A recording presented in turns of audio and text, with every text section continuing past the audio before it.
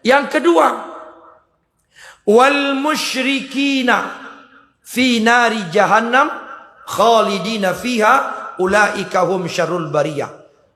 Dua golongan ini bukan hanya kafir saja, tapi Allah sudah menyatakan ulaika hum syarrul bariyah. Mereka itu seburuk-buruk makhluk. Apa lagi? Adakah makhluk yang lebih rendah daripada hewan? Adakah makhluk yang lebih rendah daripada binatang? Ada. Orang kafir dan orang musyrik. Seburuk-buruk syarrul bariyah. Seburuk-buruk makhluk. Seburuk-buruk ciptaan Allah. Ciptaan Allah itu ada golongan jin, ada manusia, ada malaikat. Apalagi? Ada hewan, ada tumbuh-tumbuhan. Dari sekian ciptaan Allah itu, inilah golongan yang paling jelek. Begitu pemahamannya. Siapa itu orang musyrik? Orang musyrik itu asalnya muslim. Kalau kafir ya kafir, muslim muslim. Kenapa dikatakan muslim? Dia menyembah Allah, dia mengakui Allah, dia bertuhankan Allah, tapi juga meminta kepada selain Allah. Maka disebut dengan musyrik. Kalau dia tak menyembah Allah, kalau dia tak mengakui Allah, namanya kafir. Jadi ada orang Islam yang kekal di neraka. Ada. Siapa? Muslim yang merusak syahadat, merusak kalimat tauhid. La ilaha illallah. Tiada Tuhan selain Allah. Tidak ada tempat menyembah, tidak ada tempat meminta kecuali kepada Allah. Tapi prakteknya dalam sehari-hari meminta kepada selain Allah, disebut dengan musyrik. Asal katanya syarikat, syarokah, yaitu mensyarikatkan, menggandakan atau memperbanyak keyakinan selain pada Allah Subhanahu wa ta'ala. Dalam solat disebutnya iyyaka na'budu wa iyyaka nasta'in. Kepada engkau kami menyembah, hanya kepada engkau kami meminta. Tapi prakteknya dia minta kepada benda. Ini musyrik. Maka orang musyrik itu muslim. Jadi jangan kita putuskan pembicaraan hanya sebatas semua orang Islam pasti masuk surga. Islam yang mana? Islam yang istiqomah dengan syahadat, yang dia tidak rusak kalimat syahadat. Tapi kalau dia rusak kalimat syahadat, masuk kepada golongan musyrik, maka dia kekal di neraka. Kan banyak contoh-contoh itu. Beberapa waktu yang lalu pun sudah saya terangkan juga.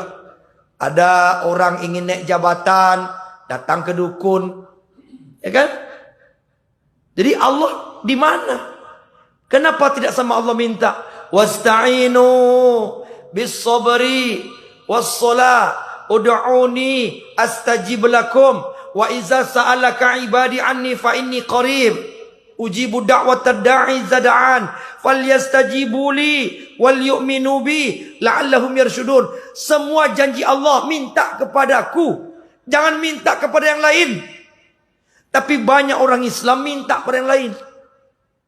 Maka lahirlah orang-orang yang disebut dengan dukun. Sekarang dah berubah namanya, naik titel. Dulu dukun, sekarang orang pintar. Iya kan? Diperhalus bahasanya. Dukun kesannya agak kampungan lah. Biar agak modern, namanya diganti orang pintar. Kan begitu kan? Naik daun dia. Dulu dukun pakai baju tak jelas, sekarang udah pakai jas. Udah pakai, bahkan ada yang pakai jubah malah. Minta. Memang tak semua orang pintar itu syirik. Ada juga orang pintar dukun yang baik. Tapi selama dia meminta kepada jin, dia berarti dia sudah syirik. Dukun-dukun yang bersyarikat dengan jin, berarti ini dukun yang syirik. Datang orang ke sana, disebut orang pintar. Kenapa disebut orang pintar? Kenapa bukan dukun lagi? Kenapa ditukar namanya orang pintar? Karena yang datang ke sana itu orang-orang bodoh. Iya kan? Kalau dia pintar, ngapain kita tahu orang pintar? Kita selepel, kan begitu? Kalau saya pintar, datang sama orang pintar, ngapain? Sama-sama pintar. Tanda ada ketimpangan. Yang satu tidak tahu, yang satu tahu. Yang satu bodoh, yang satu pintar. Maka yang datang itu orang-orang bodoh. Disebutlah dia orang pintar. Mau naik pangkat, jabatan, datang ke dukun. Gimana mbah? Saya kira-kira jadi apa enggak? Dukun. Kalau dukun tu tahu, dialah yang jadi pejabat. Ngapa pula orang lain? Ya, dialah jadi presiden. Datang orang mau jadi presiden ke dukun. Kalaulah dukun tu tahu, si anu tu jadi presiden, baguslah dia jadi presiden lagi. Ngapa pula kau jadi presiden? Baguslah aku lagi. Kan begitu. Logikanya kan begitu. Supaya kaya, supaya dagangan laris, supaya jadi orang-orang hartawan, datang ke dukun. Gimana mbah dukun? Bisa tidak saya jadi orang kaya? Bagaimana supaya saya jadi orang kaya? Dukun miskin. Gak masuk akal. Tapi itu namanya kepercayaan. Kepercayaan itu bahasa Arabnya apa? Iman. Berarti imannya sudah rusak. Nah, itu maknanya. Imannya tak lagi kepada Allah. Jadi kalimat hasbiyallah wa ni'mal wakil, ni'mal maula wa ni'man nasir itu rusak. Apa makna hasbiyallah wa ni'mal wakil? Cukup. Jadi cukuplah Allah tempat kita meminta, menyandar. Kalau sudah cukup Allah, ngapain kita butuh makhluk? Makhluk itu sendiri butuh bantuan. Kenapa kita minta bantuan? Maaf bicara Bapak Ibu, bahasa kasarnya begitu. Makhluk Allah itu, semua makhluk Allah butuh bantuan. Lebih dari itu, kita ambil tingkat yang paling tinggi. Malaikat butuh bantuan. Apalagi makhluk yang lebih tinggi daripada malaikat. Kehebatannya daripada makhluk-makhluk yang lain. Nggak ada. Kecuali para rasul-rasul Allah. Rasul Allah saja, malaikat saja butuh bantuan. Apalagi manusia. Kita ini semua butuh bantuan. Baik itu bantuan orang lain maupun bantuan Allah Subhanahu wa taala. Kenapa kita bersandar kepada orang yang membutuhkan bantuan? Sama seperti ini, kita punya masalah, mengadu kepada orang yang bermasalah. Kan kasarnya begitu tuh. Iya kan? Kasarnya begitu. Kita punya masalah, lalu kita adukan kepada orang yang orang sendiri punya masalah. Gak masuk akal. Tapi banyak buktinya Pak Ustadz. Ini jadi, itu jadi. Itu hanya sugesti saja. Tanpa kedukun pun kalau dia jadi, kata Allah jadi. Iza arada syai'an ayyakula lahu kun fayakun, jadi. Cuman kadang-kadang bercocok-cocokan, bertepat-tepatan. Datang dia ke orang pintar. Jadi dianggaplah dia paten. Memang paten dia. Si anu tu jadi kepala dinas, jadi kadis, jadi ini, jadi itu. Kan nambah si anu. Padahal tak datang pun dia jadi juga tuh. Kalau memang jadi, kalau Allah mentakdirkan jadi itu. Baik jadi itu diridhoi oleh Allah, atau jadinya tak diridhoi oleh Allah. Kalau jadi ya jadi. Baik kayanya dia memang kaya karena ridho Allah, maupun dia kaya karena tidak diridhoi oleh Allah. Jadi juga. Kan begitu. Kenapa kita percaya? Rusak kalimat tauhid, maka Allah benci dengan orang yang berbuat syirik itu. Begini, biar saya kasih contoh gambaran syirik itu kenapa Allah marah. Kenapa Allah sangat membenci. Sampai Allah mengatakan dalam surah An-Nisa ayat 116. Innallaha la yaghfiru ayyushraka bi wa yaghfiru ma duna zalika liman yasha. Sesungguhnya Allah tidak akan mengampunkan. La yaghfiru, tidak akan diampunkan dosa-dosa ayyushraka bi, orang yang berbuat syirik. Ini contoh. Bapak, ibu, orang kaya. Pama, siapa orang kaya sini? Halo, angkat tangan. Enggak ada, miskin semua nih. Kaya semua. Baik, bapak-bapak, ibu-ibu yang kaya-kaya. Amin. Ini contoh, bapak, ibu, orang kaya. Kekayaannya sangat banyak. Bisa membeli barang-barang yang mahal. Ini contoh. Punya anak, butuh bantuan orang tua. Kekayaan bapak itu, bapak gunakan untuk dermawan. Bapak ibu suka mengasihi orang, membantu orang. Pokoknya amat sangat dermawan. Bapak ibu kaya tapi dermawan sekali. Anak kita tak pernah ditolak permintaannya selama ini. Mau beli apa dikasih. Tiba-tiba anak kita itu merengek ke tetangga sebelah, minta makan, minta belikan baju. Tumpama, minta belikan baju, minta makan sepiring, menangis. Lalu sampai berita itu ke kita. Apa tanggapan kita dengan anak kita yang minta duit sama orang? Marah enggak? Marah enggak? Buat malu aja kamu nih. Kan begitu. Allah tuh ciptakan kita. Allah maha kaya. Allah maha pemilik semua langit dan bumi. Dan isi-isinya punya Allah. Kekayaan Allah tak terbatas. Allah itu maha kaya. Al-Ghani, Al-Mughni. Tak terbatas. Tiba-tiba kita hambanya. Ciptaan Allah, dijamin rezeki kita oleh Allah. Semua hidup kita dijamin oleh Allah. Jangankan satu orang Bapak Ibu. Dunia ini jumlah manusia Allah jamin rezekinya. Tiba-tiba kita minta kepada dukun. Kita minta rezeki kepada orang pintar. Tak tersinggung Allah itu. Seolah-olah Allah ingin mengatakan, emang kamu kurang yakin aku ni maha pemberi? Aku ni kurang kaya? Kenapa minta sama orang supaya kaya? Mau berdagang supaya jadi orang kaya, pakai benda ini, pakai benda itu. Emang kamu kurang yakin kepada aku yang maha kaya? Seolah seperti itu Allah tuh marah sama kita. Maka jangan berbuat syirik. Ancamannya neraka jahanam selama-lamanya. Minta sama Allah. Oh ternyata Pak Ustaz sudah capek saya minta kepada Allah. Tapi tak dapat juga. Allah lebih maha bijaksana. Allah tahu kalau kita diberi dan tak diberi itu apa manfaat dan mudaratnya. Allah lebih tahu. Bisa jadi kalau kau diberi kekayaan yang kau minta setiap saat, kau tidak siap jadi orang kaya.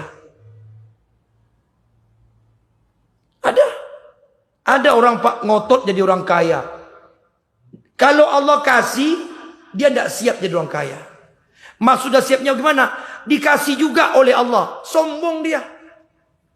Sudah mulai lupa sama Allah. Sudah mulai takabur. Sudah mulai angkuh. Akhirnya ujung-ujungnya masuk neraka. Akan rugi. Seperti siapa? Seperti Qarun. Qarun itu kan saudaranya Nabi Musa. Saudaranya Harun. Ngotot minta kepada Nabi Musa. Qarun itu asalnya Bapak Ibu miskin semiskin-miskinnya. Pernah tidak makan dengan anak-anaknya selama 3 hari. Nggak ada makanan. Saking miskinnya Qarun. Tapi dia minta terus kepada Nabi Musa alaihissalam. Ya Musa, doakan aku.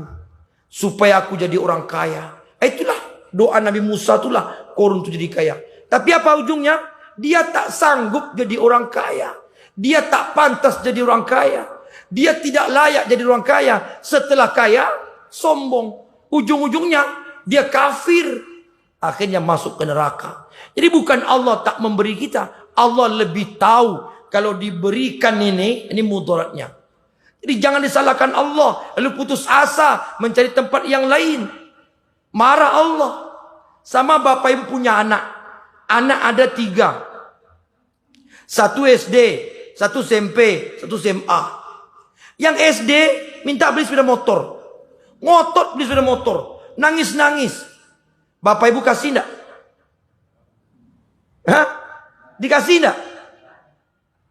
Tak dikasih itu apakah benci atau sayang? Kalau dikasih gimana? Mudarat. Kan begitu. SD dikasih handphone. Nggak usahlah motor. Terlalu berat. Handphone. Anak SD kasih handphone. Nangis dia. Kasih handphone. Kasih internet. Cari yang mahal.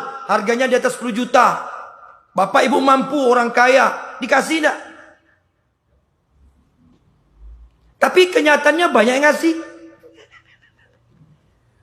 Iya kan? Akhirnya apa? Dia lalai. Sibuk main game. Sibuk main internet. Sibuk nonton YouTube. Sibuk main. Habis semua. Belajar tak mau melawan sudah mulai pandai. Mudarat.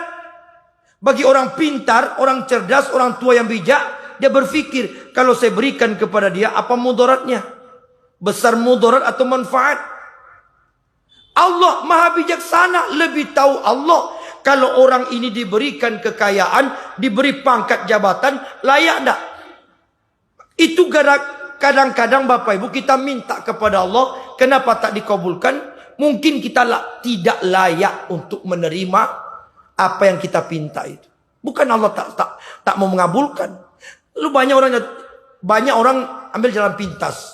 Hari ke dukun, pakai benda ini, pakai benda itu, diletakkan di warung, letakkan di rumah. Apakah benda disebut dengan jimat? Nggak ada. Nggak ada itu. Semuanya hanya merusak kalimat syahadat. Dan itu ancamannya neraka jahanam. Iya kan? Beberapa hari yang lalu Bapak Ibu, ada jamaah umroh. Saya sudah berangkat duluan dengan jamaah. Belakangan jamaah dari Indonesia juga. Sampai di Bandara Madinah, masuk bandara. Bandara Madinah itu kan ke hotel setengah jam, dekat. Artinya sudah masuk hampir ke tanah haram. Sebab dari Masjid Nabawi itu pusatnya 7 kilometer sekeliling itu tuh tanah haram. Makanya Masjid Kuba itu tak termasuk tanah haram. Karena sudah lewat. Nah, Masjid Kuba itu tak termasuk tanah haram. 7 kilometer. Masuk bus tanah haram. Mulailah satu jamaah ini kejang-kejang. Sakit-sakit dalam bus. Sakit-sakit, kejang-kejang. Pingsan. Mulut berbuih. Bawa ke rumah sakit malam itu juga. Setelah diperiksa sama dokter, tidak ada sakit. Nggak ada penyakit.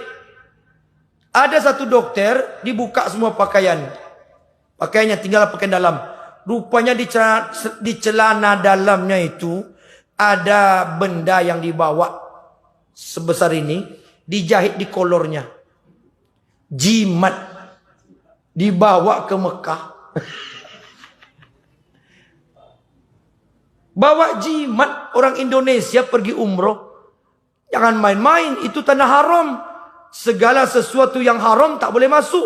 Benda itu melengket ke tubuh dia. Sakit-sakit dia. Setelah dibuka, diambil, dibuang benda jimat itu, sehat dia. Itu buktinya Allah tak menerima syirik. Sampai di tanah haram dia berbuat haram. Lebih besar dosanya daripada berzina. Berzina di dekat Masjid Nabawi itu berdosa besar. Lebih besar dosa buat jimat itu. Karena kalau berdosa berzina, itu dosanya besar. Tapi tak sampai syirik. Tapi kalau buat jimat, itu syirik. Bahaya. Jadi orang Islam yang mana Ustaz yang sampai berbuat dosa tapi kemudian dimasukkan ke surga? Orang Islam yang tetap masuk surga itu adalah orang Islam yang dia beriman pada Allah, dia solat tapi juga bermaksiat. Kan ada?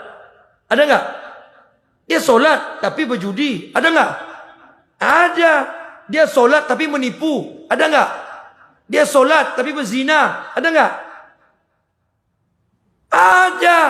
Nah, nanti orang Islam yang seperti ini, selama dia tak berbuat syirik, amalnya dan dosanya, famay ya'mal misqala dzarratin khairan yara wa may ya'mal misqala dzarratin syarran yara, ditimbang. Ada namanya yaumil mizan, ditimbang mana berat amal solatnya, puasanya, zakatnya, hajinya, umrohnya, dan baca Qur'annya, dengan zinanya, dengan mabuk-mabuknya, dengan berjudinya, dengan merampoknya, ditimbang. Oh, ternyata berat dosa maksiat, maka dia masuk neraka. Dicuci dosa-dosanya sampai habis. Mungkin 1000 tahun, mungkin 1 miliar tahun. Selesai itu dia dimasukkan ke surga. Itu orang Islam yang masuk surga, selama tidak berbuat syirik. Karena dia masih ada kalimat syahadat. Kalimat syahadat yang tak rusak itu membawa dia nanti ke surga. Tapi kapan? Mungkin udah kosong pula neraka tu lagi, baru masuk dia ke surga. Dah habis semua orang disiksa. Jangan anggap enteng. Kalau gitu Pak Ustadz, biar aja kami bermaksiat, toh ujung-ujungnya masuk surga juga. Bapak Ibu, 1 hari di neraka, 1000 tahun di dunia. Kita nunggu 1000 tahun, 1 hari. Oh, nunggu 1 jam aja antri udah gelisah. 1 jam antri udah gelisah. Nunggu komat aja, dah azan orang 10 menit tak komat udah gelisah. Mana muazzin nak berkomat gelisah. Bagaimana kalau 1000 tahun? Api neraka jangan anggap enteng. 50 tahun perjalanan, asap api neraka itu terasa panasnya. Jangan sampai kita berpikir ingin masuk neraka. Kalau dapat jangan sampai tersentuh oleh asap api neraka, sampai langsung ke surga. Maka perbanyak amal. Jangan rusak perbuatan amal kita dengan perbuatan syirik. Itu yang harus dihati-hatikan. Jangan berbuat syirik. 2 kelompok yang kekal di neraka. Sebelum satu lagi, ada yang bertanya? Silakan. Silakan Pak D.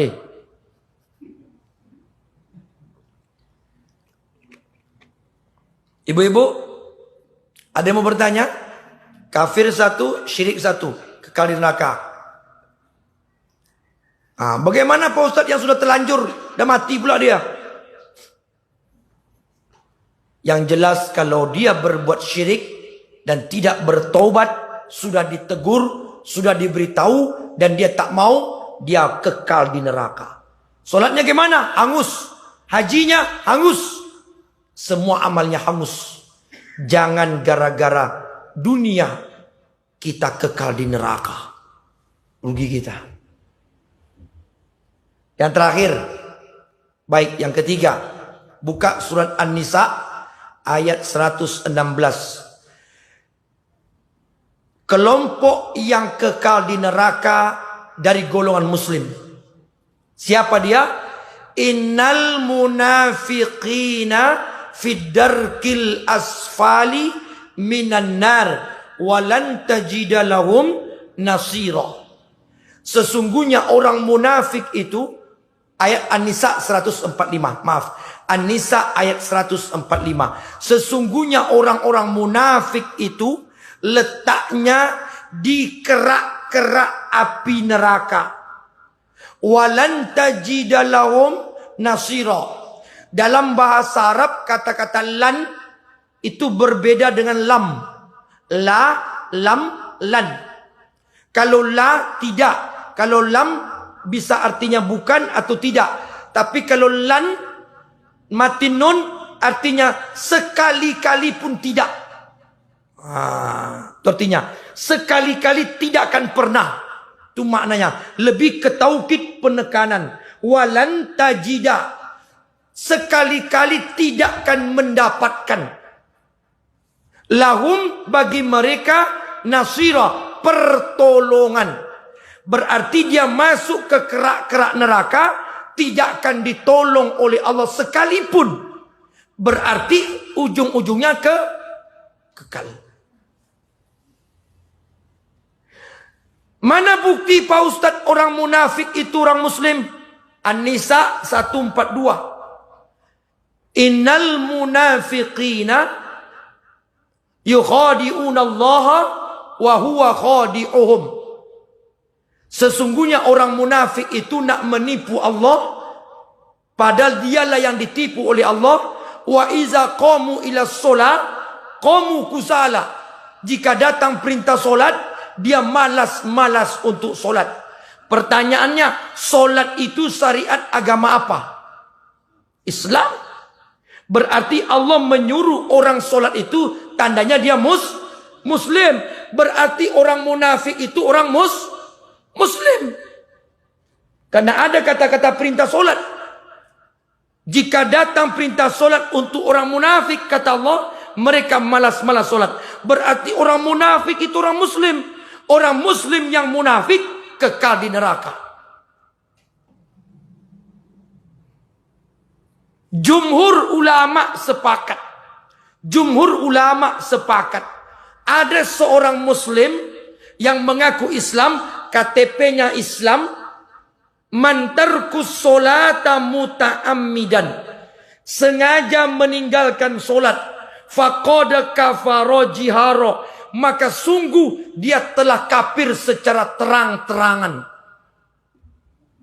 Dalam bahasa lainnya Bapak Ibu, orang yang tak solat itu dari golongan Muslim, dia sudah mengumandangkan, mengumumkan, memproklamirkan bahwa dia kafir. Nah, begitu maknanya. Jumhur ulama sepakat. Imam Hanafi, Imam Malik, Imam Syafi'i, Imam Hambali, sepakat keempat imam ini disebut dengan jumhur ulama. Sepakat mengatakan apa? Sepakat mengatakan orang yang tidak solat, dia sudah keluar dari Islam. Dalilnya apa? Faqad kafara jihara. Sungguh dia telah terang-terangan berbuat kafir.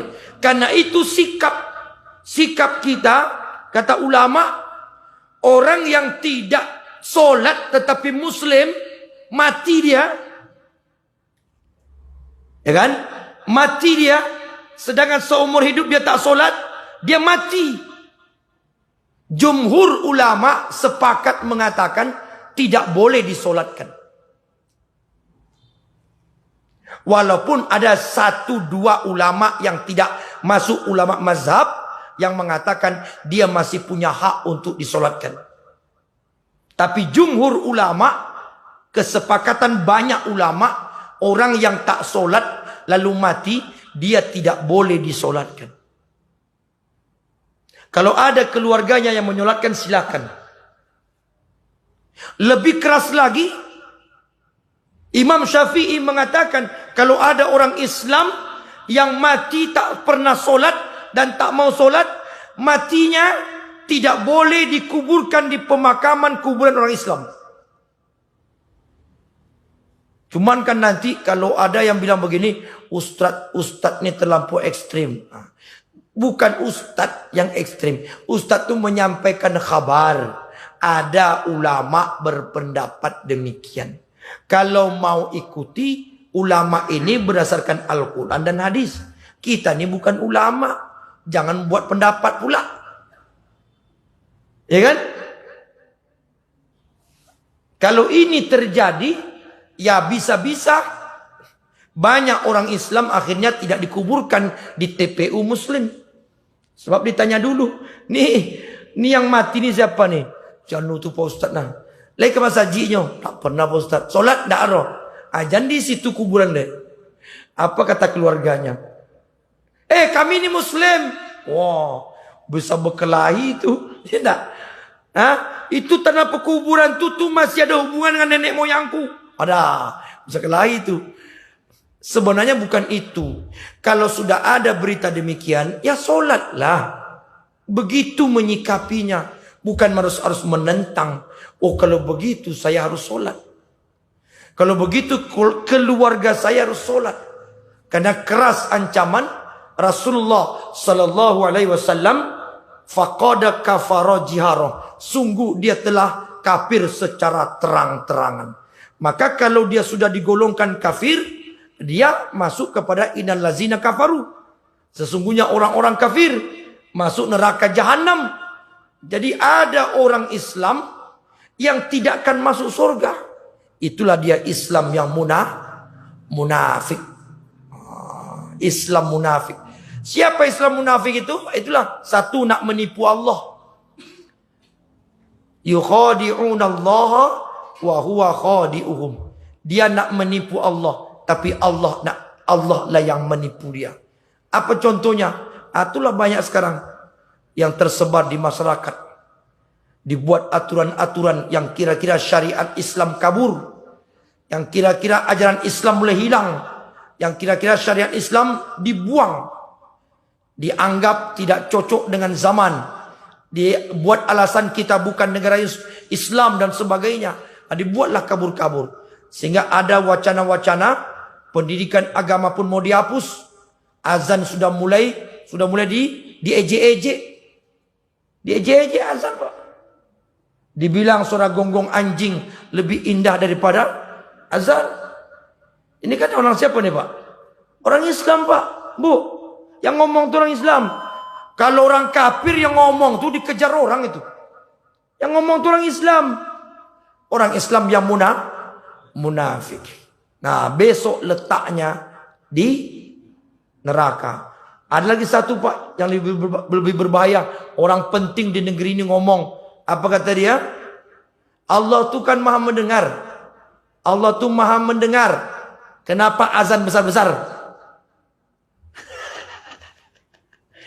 Azan itu bukan manggil Allah.